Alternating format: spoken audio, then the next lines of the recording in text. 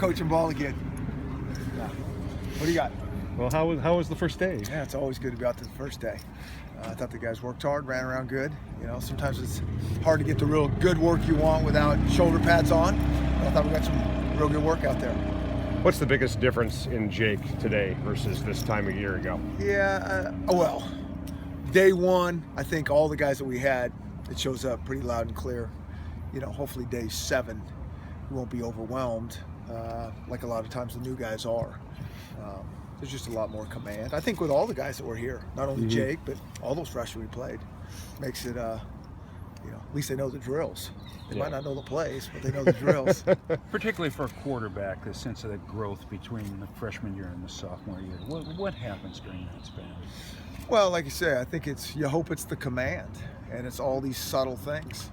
You know, how he operates in the pocket and throwing the ball with a little more anticipation. It's all the subtle things that I think are hard to see by just the average person kind of watching ball. And what did you target with him in this offseason to build up to this day? Just everything that we're talking about, the command of the system, to know it. I mean, it's one thing to be a chalkboard expert. It's another thing to be a field commander, and that just comes with a lot of reps. Moving a bunch of guys to tight end. Tell us how you see that competition evolving through. Yeah, I think that's a really important position for this offense. And, you know, it's hard to find that one guy that can do everything, that can run like a receiver, block like a lineman, smart enough to move them around. And so we need a bunch of guys there. And so we're looking at different guys. You know, Will Disley, you know, he may be one of those guys that's truly a two-way player. We just don't lock him totally into the tight end. We know he can play defensive end, and you know, he's a real valuable guy that will get some good. You know, we kind of threw him in there at the end, bowl game wise, and he did a nice job. So we maybe like to increase his package a little bit, but we'll concentrate him at the tight end position and kind of go from there. How about Lindquist moving there? What's that say about his commitment to the team? Yeah, he's like I said from the start, he's just such an awesome person, and I think he wants to contribute any way he can, and that's what we want too. We want to be able to get this good athlete on the field, whether it's special teams, tight end, quarterback, it doesn't matter. We just want to play guys that can help us win. How does John Ross look to you? I think he looks good. And John Ross always looks good. You know, have a little luck and keep him healthy. We'll do some good things. What's his schedule for this spring, Coach?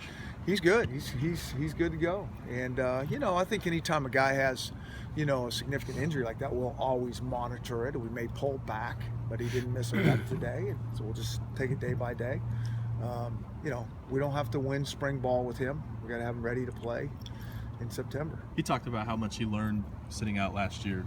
From a receiver perspective, what are you hoping he refines or has refined? Well, like I said before, John Ross has played very little receiver. I mean, since we've been here, it's really been all defense. And then by the time we got him back, he didn't make it out of spring ball. And so, you know, I think expectations are great, but expectations need to be kept in check. And we all know the explosive player that John is, but it's not fair to him to expect him to be the answer to solve all of our issues. I mean, he's got to develop, and he will, because he's very committed, very focused, hardworking guy. But he's played no offense since we've been here, and we've got to keep that in mind. So he's going to take a while to develop, and one day at a time. Has he lost any speed at all because of the injury? Well, I don't think he's so explosive that it's hard to know. If he has, he's still faster than most. But like I said, you know, I think he's still, you know, getting all of his strength back. And as long as he's got it all back by September, we'll feel good about that. And then starting year 3 for you, is the program on track where you thought they'd be at this point in time? I think so. I think we're pointed in the right direction, and now we need to go.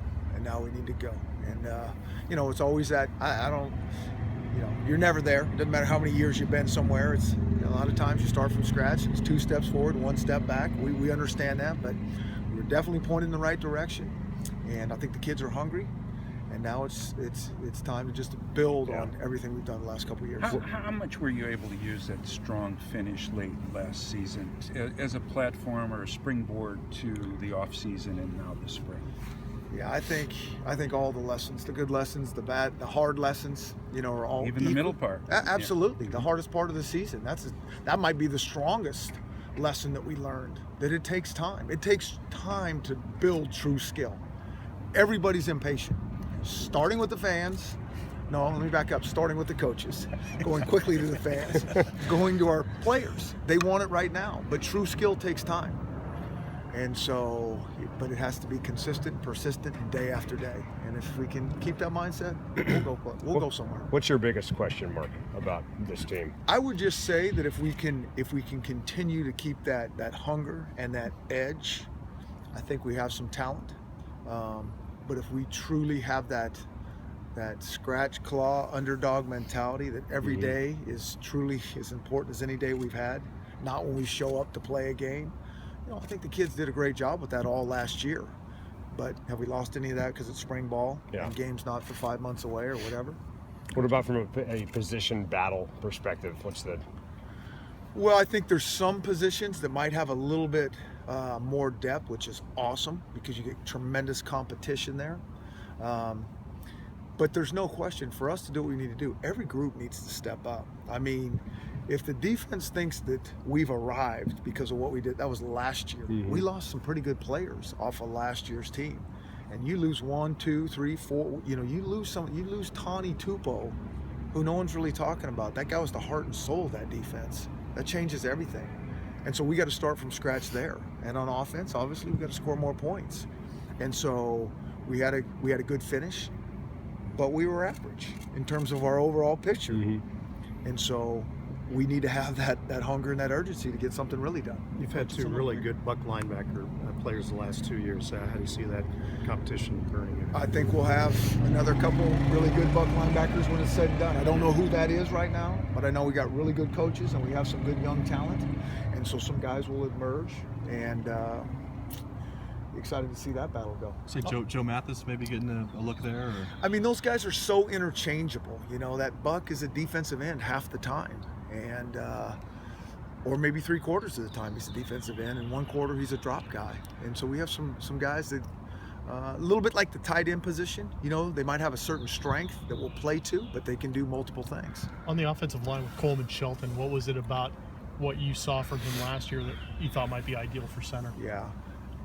Yeah, going back to last year, we really wanted to get him some reps in there last year, but he was hurt for all spring ball, so we couldn't get that done. One, he's extremely smart. 2, or maybe 1, he's extremely competitive. And 3, he's athletic. Those are always good combination for a center. Have you ever seen a guy play all 5 positions before on the offensive line? Coach Strauss over the years has moved a lot of guys around, so I don't want to say no, but I think that really is a testament to Coleman and his mental capacity, and 2, how athletic he is.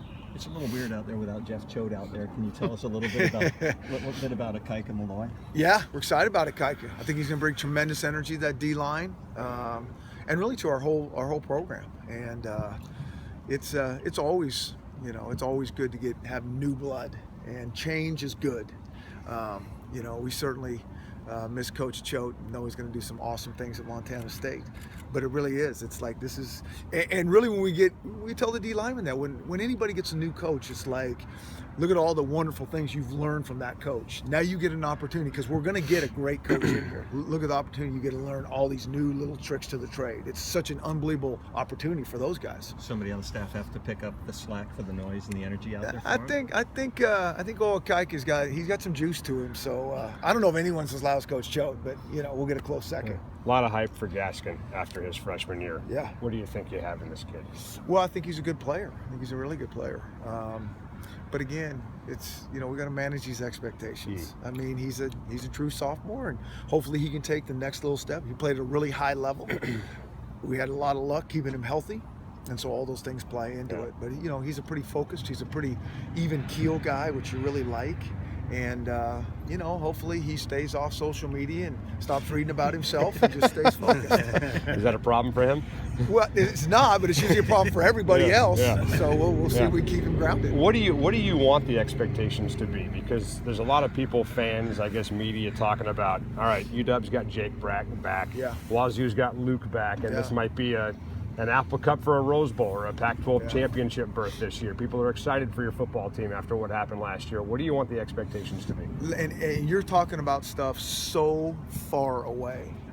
And I don't want that to be the expectation with this team. I want it to be on Wednesday, how good we are. Yeah. And I mean that sincerely. And I know that that's so, easy for the coaches to talk about. But if they're thinking about that right there, there's probably a good chance we're not going there. They need to be thinking about how good they're going to be on Wednesday, and did I get a little bit better?